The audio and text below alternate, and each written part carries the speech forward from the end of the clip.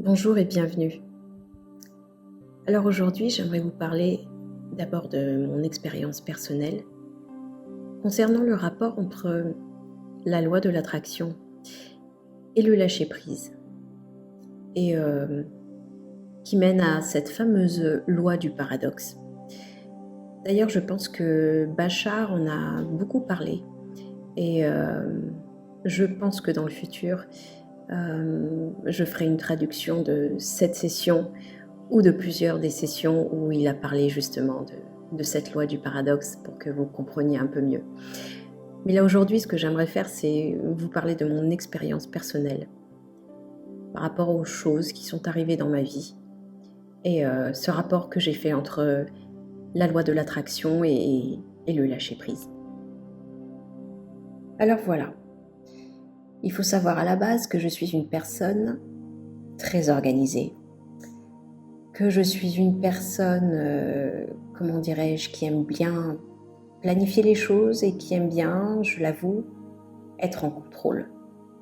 En contrôle, c'est-à-dire savoir ce qui va se passer, pouvoir prévoir les choses et c'est vrai, j'aime pas beaucoup les surprises.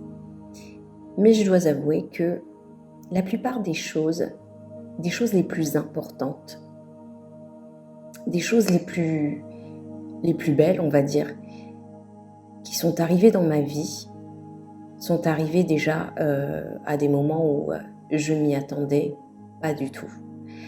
Sont arrivées à des moments où je peux pas dire que je ne contrôlais rien, mais c'est-à-dire que peut-être que je ne les voulais pas forcément à ce moment-là.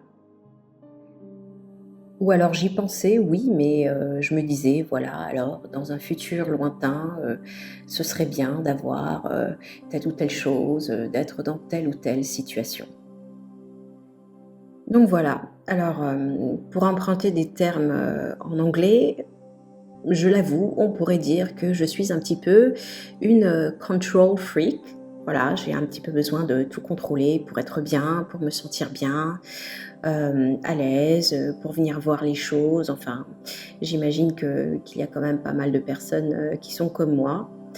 Et donc voilà, donc je vais commencer par le début en vous donnant quelques exemples de choses qui sont arrivées dans ma vie de manière, je dirais, complètement fortuite. Je ne vais pas trop dire hasardeuse parce qu'en fait, j'aime pas parler de hasard parce que aujourd'hui, je suis le genre de personne qui croit fermement que rien n'arrive au hasard.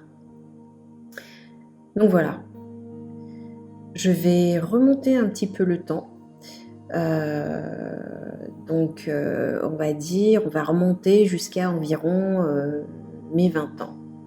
Voilà, à l'âge de 20 ans, j'étais une personne, j'espère que j'étais une personne normale, mais je veux dire, voilà, j'avais vécu quelques histoires de cœur et à un moment donné, je suis rentrée dans une phase où j'avais besoin de faire une pause. Voilà, j'avais besoin de me recentrer sur moi-même, j'avais besoin de peut-être de moins sortir, de moins sociabiliser parce que j'étais sortie d'une... je pense que je voulais sortir d'une histoire, hein, avec quelqu'un qui ne me convenait pas. L'histoire était compliquée, je m'étais accrochée plus ou moins, je pense, inconsciemment à cette relation parce que je me disais, voilà, c'est quand même une bonne personne, il est ci, il est là, blablabla, même si au fond de moi-même, je voyais bien que ça pouvait pas marcher, qu'il n'y avait aucun avenir entre nous. Et finalement, bon, ça s'est quand même... je dirais que c'était pas très joli à la fin, ça s'est mal fini. J'aime pas avoir de regrets, j'aime pas dire que c'était horrible, mais bon, il faut dire ce qui est, ce n'était pas la plus belle des relations. Je pense que je m'étais pas mise avec cette personne pour les bonnes raisons non plus. J'étais pas forcément dans un état où... Enfin non, je pense que j'aurais dû prendre mon temps. On va dire prendre mon temps avant de passer d'une relation à une autre. Et bon, voilà. Quand on est plus jeune, forcément, Bon, bah, on fait nos expériences, on ne fait pas toujours ce qu'il faut et puis, il faut bien faire des choses, pour se casser la gueule, on va dire, pour apprendre, pour, savoir ce qu'on veut et ce qu'on ne veut pas. Bref, pour en revenir à ma petite histoire, voilà, j'étais, je pense, dans ma tête en train de sortir de cette relation avant de vraiment pouvoir mettre les mots dessus et pouvoir mettre réellement un terme à cette relation. Et je m'étais dit, je m'étais un petit peu projetée en disant: «Voilà, tu vas prendre le temps, tu vas prendre du temps pour toi, tu vas souffler, tu vas vraiment essayer de comprendre, qui tu es et ce que tu veux pour le futur, pour les années à venir». Et voilà, ce qui s'est passé, c'est que, j'ai pris des vacances. À l'époque, j'étais à l'université, donc c'était des vacances d'été. Donc voilà, j'ai pris des vacances, je suis revenue, on va dire dans mon pays natal, j'ai essayé de profiter, j'ai revu des copains. J'ai essayé de m'occuper de moi, de prendre du temps, d'aller à la plage, blablabla, de sortir un petit peu. Et qu'est-ce qui arrive? Bah, il arrive que, je rencontre, un copain que je vois, que je connais depuis des années et avec qui, bah, je vais à la plage, je fais quelques sorties et tout se passe très bien, amicalement, bref, je prends du temps pour moi, je suis zen, je suis reposée, je profite de ma famille aussi, donc tout se passe bien.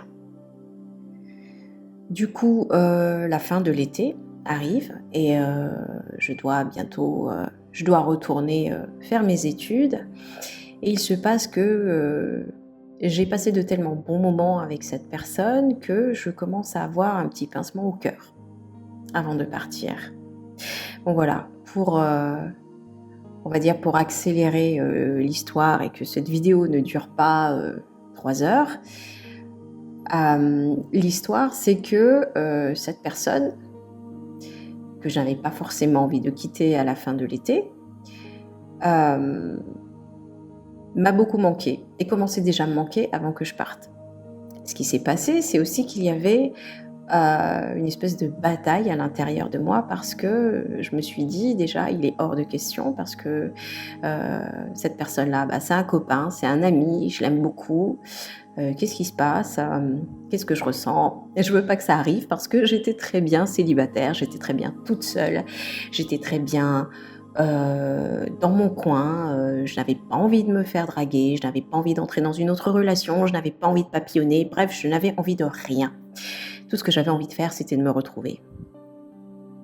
Et bien sûr, devinez ce qui se passe. Eh bien, je vais vous éviter tous les détails, hein. Il se trouve que cette personne, hem, est devenu mon mari et ça va faire bientôt, 20 ans, voilà, que nous sommes mariés, que nous sommes, heureux en ménage, que tout se passe bien. Nous avons 2 merveilleux enfants qui sont des adolescents aujourd'hui. Donc voilà, une chose que je n'avais pas calculée, une chose que je ne voulais pas, du moins, pas dans l'immédiat, pas dans ces conditions. Heu, je peux même pas dire que je me projetais. Je ne peux même pas dire que, je pensais au mariage parce que je n'étais pas le genre de fille qui avait, vous savez comme beaucoup, imaginé sa robe de mariée, puis la sortie, à l'église et patati et patata et les fleurs et les machins et tout. Non, non, j'étais pas du tout de ce genre de personne. Je ne savais même pas si j'allais me marier ou j'allais finir par être en couple un jour. Donc vous imaginez la chose. En plus de ça, parmi tous mes amis, on va dire, de mon âge, voilà, j'ai été la première mariée, j'ai été, je pense, la première, parmi l'une des premières, à avoir un bébé. Et en ce qui concerne les enfants, bah, c'était pareil, voilà, c'est arrivé comme ça. Je ne pensais pas que j'avais envie d'avoir, des enfants un jour. Je m'étais toujours dit: «Bah non, j'aurai pas d'enfants, il y a déjà beaucoup trop d'enfants dans ce monde qui souffre. Je vais pas mettre un enfant au monde dans un monde pareil, blablabla». Bref, Voilà, je me suis mariée et voilà, la logique des choses pour moi évidemment, c'était, d'avoir, un enfant avec, mon meilleur ami, mon super copain, mon confident, voilà, mon mari. Et je me souviens aussi que lorsque j'étais enceinte, les gens me demandaient, «Alors, est-ce que tu aimerais avoir une fille ou un garçon?» et tout. Puis moi je me disais: «Bon, non, moi du moment que l'enfant, voilà, il va bien, il est en santé, il est machin», mais bon, c'est vrai que, j'ai l'impression d'avoir plus d'affinité, avec les garçons parce que, je suis quelqu'un qui a quand même pas mal d'énergie, masculine. Je pense que j'ai une énergie masculine prédominante. J'ai grandi aussi, avec 2 frères, donc je pense que je me sentirais, plus à l'aise avec un petit garçon. Bah, voilà, j'ai eu un petit garçon, mon fils aîné, qui est aujourd'hui un grand garçon et lorsque nous avons pris la décision, d'avoir un second enfant, les gens m'ont demandé: «Oui alors, tu aimerais bien avoir une fille, je suppose, machin?» Je dis: «Bon, je sais pas trop, 2 garçons, ça me semble pas mal, ça me dérangerait pas mais oui c'est vrai, bon bah juste pour savoir, pour pour savoir ce que c'est parce que j'ai déjà eu un garçon, je lui dis: «Pourquoi pas oui, une fille ce serait peut-être pas mal». Bam, voilà, j'ai une fille et le nombre de personnes autour de moi qui me disaient: «Mais attends, mais tu te rends pas compte de la chance que tu as. Tu as le choix du roi, tu as eu tout ce que tu voulais, on a l'impression que tout est facile pour toi, blablabla, blablabla». Alors je vous explique, ma vie n'est pas non plus un long fleuve tranquille, ma vie n'est pas un conte de fées, mais c'était juste pour vous expliquer, pour vous faire part de mon histoire, qu'en fait les choses effectivement les plus importantes, de ma vie sont arrivées d'une manière, je dirais, complètement folle, complètement inattendue et surtout parce que j'y ai mis absolument aucune résistance. Ce n'étaient pas des choses qui étaient des obsessions chez moi, ce n'étaient pas des choses, auxquelles je pensais tout le temps et je pense, très sincèrement que, si j'ai eu grosso modo, ce que je voulais à ce niveau-là, c'est vraiment parce que, j'y pensais pas quoi, ça a duré peut-être quelques secondes et je me disais: «Ah oui, oui, ça ce serait bien, cette option-là, ce serait bien» et basta, j'y pensais plus. J'ai d'autres petites anecdotes comme ça à vous raconter aussi sur des choses, très bêtes. Mais en fait, je me suis rendu compte, que les choses allaient en ma faveur, que j'arrivais à les manifester en fait, parce que dans ma tête, et dans mon subconscient, je pense, je n'avais absolument aucune résistance. Ce que j'ai compris, c'est que c'est vrai que lorsqu'on veut absolument quelque chose, ça devient une obsession, on y pense, on y pense, on y pense, on y pense, et finalement on ne se rend pas compte, et c'est nous-mêmes qui mettons une résistance sur cette chose, et c'est pour ça que ça n'arrive pas.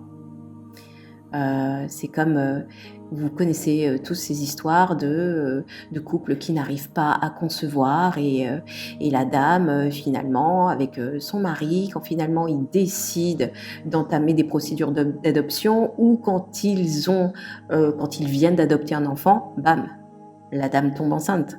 Pourquoi? Parce qu'elle a arrêté d'y penser en fait. Parce que ça a arrêté, ce n'est plus une obsession. Moi, il m'est arrivé plein de fois où, alors des choses toutes bêtes, hein, après, vous en pensez ce que vous voulez, hein. Vous pouvez dire: «Ah ben non, mais c'est une coïncidence, c'est cette chose-là ou une autre». Le nombre de fois où, mon mari a pu me dire, voilà: «Bon, bah, aujourd'hui, tu vas pas passer par là parce que c'est embouteillé, parce qu'il y a plein de monde, parce que tu vas galérer pour te garer et tout» et moi, quand j'ai décidé quelque chose, bon, c'est vrai que je suis un petit peu têtue, je lui dis: «Ah bah non, mais je vais passer par là parce que je préfère pour telle ou telle raison, machin» et il me dit: «Oui, mais ça va être embouteillé». Je lui dis: «Non, non, non, non, il y aura pas d'embouteillage, je vais y aller, ça va rouler nickel. Je vais trouver une place de parking, nickel» et ça arrive.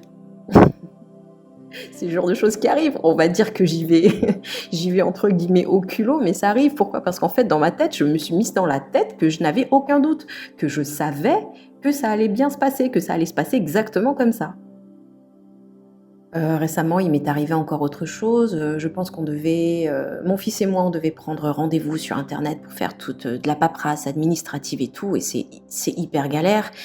Donc il fallait, aller sur une application, recevoir un truc, après il faut se dépêcher de prendre rendez-vous et tout. Bref, le truc hyper galère. Mais moi, le truc, c'est que je ne voulais pas que mon fils perde, une journée ou une demi-journée de cours pour faire des papiers. Mon mari qui me dit: «Ah bah si, mais tu auras pas le choix, écoute, tu pas le choix, c'est comme ça de toutes les façons, tu écriras un mot au lycée et puis tu diras que, voilà, il était obligé de faire ses papiers, il était obligé de s'absenter». Et encore une fois, moi, têtue comme je suis, moi j'étais persuadée que, j'allais réussir à avoir, le rendez-vous qui allait être, parfait pour moi, que mon fils n'allait pas rater, une journée ni une demi-journée, tout allait être parfait. Donc je me cale sur les prises de rendez-vous machin, oui ça m'a pris environ 2 jours, pas plus que quelqu'un d'autre. J'ai vraiment, vraiment moins galéré que beaucoup de personnes. J'ai réussi à avoir un rendez-vous pile poil pendant les vacances, pendant des vacances scolaires et pour aller retirer le papier, pareil. J'ai pris le rendez-vous pendant les vacances scolaires et tout ça s'est passé nickel. J'étais très fière de moi sur ce coup-là, hein. Je vais voir mon mari pour le narguer un peu et pour lui dire: «Tu as vu? Je t'avais dit, je n'allais pas galérer parce que j'ai décidé de ne pas galérer et j'ai trouvé le rendez-vous sans problème». Donc voilà, encore une fois, mais j'avais cet état d'esprit. Alors cet état d'esprit, je ne peux pas toujours le contrôler. Ça, c'est clair. J'aimerais bien pouvoir faire ça dans tous les aspects de ma vie. Mais j'en suis pas là encore. Mais voilà, c'était juste pour vous expliquer que voilà, toutes ces fois où tous ces super trucs sont arrivés dans ma vie, c'est un, soit parce que je m'y attendais pas, je n'y pensais pas, et deux, soit parce que j'avais vraiment cette... j'étais tellement sûre en fait, j'étais tellement sûre, mais sans aucun doute, sans l'ombre d'un doute, sans rien, aucune crainte, aucune inquiétude, aucun doute que les choses allaient se passer exactement comme je les voyais. Je peux même pas dire comme je les envisageais, comme je les voyais. C'était ça ou rien. Voilà. D'où voilà mon rapport entre la loi d'attraction et le lâcher prise.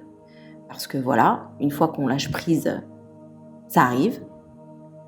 Mais encore une fois, c'est quelque chose qu'on ne peut pas contrôler.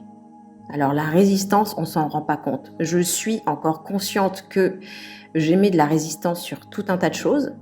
Et c'est pour ça que je suis continuellement en train de travailler sur d'autres aspects de ma vie et que j'essaye continuellement de prendre exemple sur ces autres aspects qui ont été très faciles pour moi et sur tous les jours, tous ces petits trucs, ces petites anecdotes qui se passent dans ma vie et qui me prouvent que ça marche. Ça marche quand ce n'est pas une obsession, et ça marche surtout quand on sait, quand on n'a aucun doute, quand on ne laisse place à aucun doute. Voilà, d'où cette histoire de paradoxe. Parce que la loi d'attraction, alors oui, on attire, c'est sûr, mais pour pouvoir attirer, il faut être capable de cette bonne dose, en fait, de j'attire, mais tout en lâchant prise.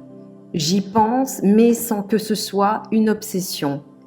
Je sais que ça va arriver, je n'en ai aucun doute, mais je ne suis pas obsédée par ça, donc je n'émets aucune résistance par rapport à ça. Et non, c'est clair que c'est pas facile, mais voilà, j'y travaille tous les jours et, je voulais partager ça avec vous aujourd'hui. Donc merci de m'avoir suivi encore une fois, et puis abonnez-vous à la chaîne si ce n'est pas encore fait. Merci beaucoup, portez-vous bien et à bientôt.